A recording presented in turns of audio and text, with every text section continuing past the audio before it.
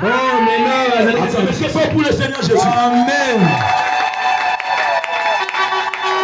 Branham n'est pas seul.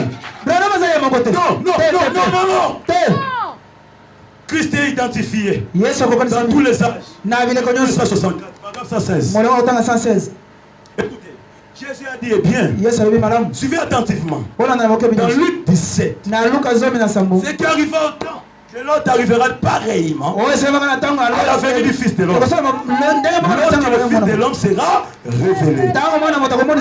Et souvenez-vous, lorsque le Fils de l'homme, dans ces derniers jours, est en train de se manifester à son peuple, se manifeste où? En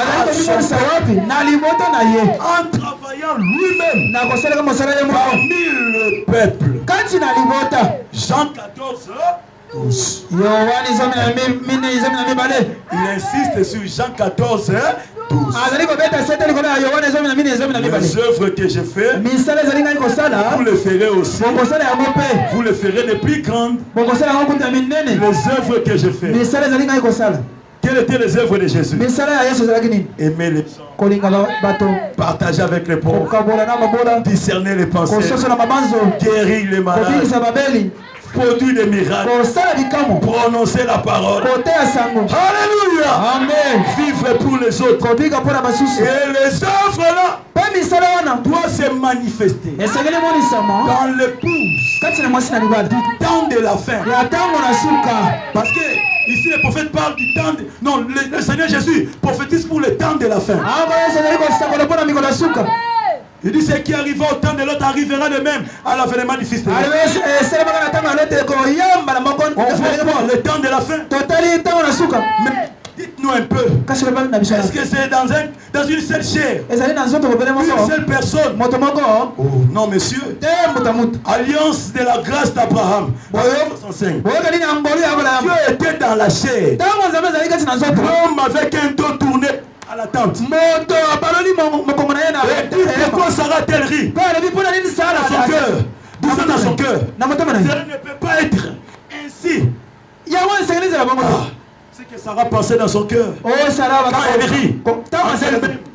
Et c'est vrai, c'est que c'est. Juste un petit peu avant la destruction. Il est en train de faire la même chose à la sémence d'Abraham. Est-ce qu'il y a des sémences d'Abraham ici? Moi aussi. Je suis l'intérieur. Écoutez-moi très bien.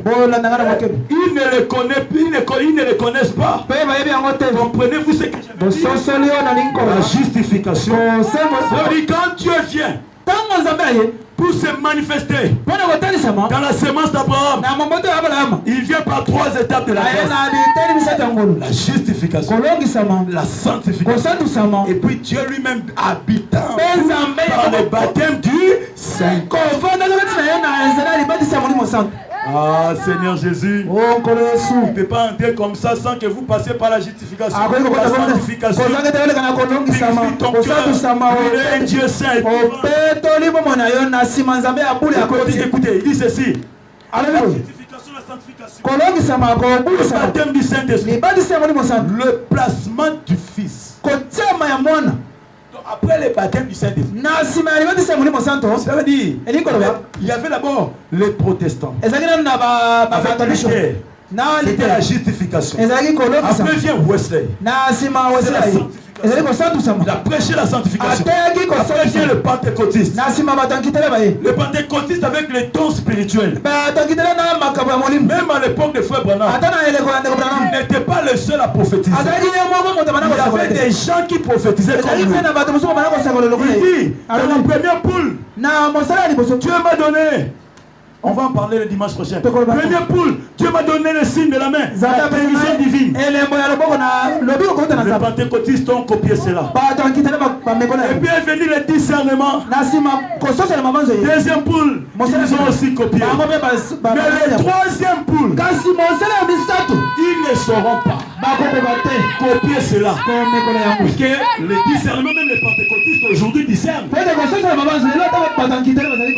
Il y a des pasteurs qui sont là. Il y a des gens qui discernent à la chaîne. Les pentecôtistes.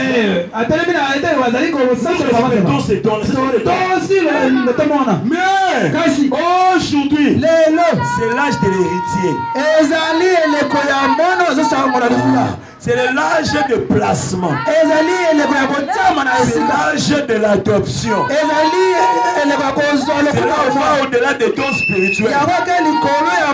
Nous montons un peu plus. Dans l'adoption, ta signature devient la signature de Dieu. C'est que toi tu dis, Dieu confirme cela. C'est que toi tu prononces, Dieu entre en scène.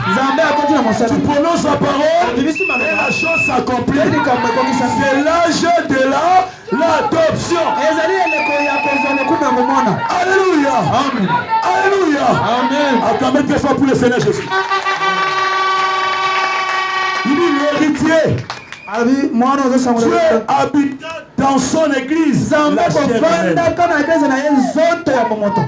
Donc quand il parle de la chair humaine, c'est l'église. Le premier